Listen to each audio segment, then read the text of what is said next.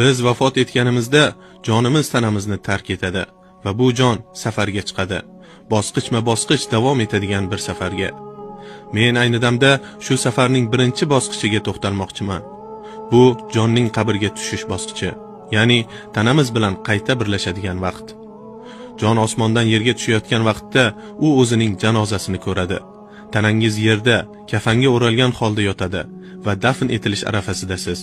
Siz esa yuqoridan bunga guvoh bo'lasiz, eshitasiz, ko'rasiz, his qilasiz.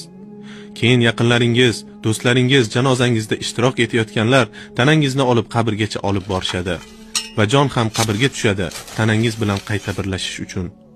Ular qo'llari bilan tuproqni olib sizning ustingizga sepishadi. Siz esa har bir zarraning qanday qilib ustingizga tushayotganini his qilasiz. To butunlay tuproq ostida qolmaguningizcha ular buni davom ettirishadi.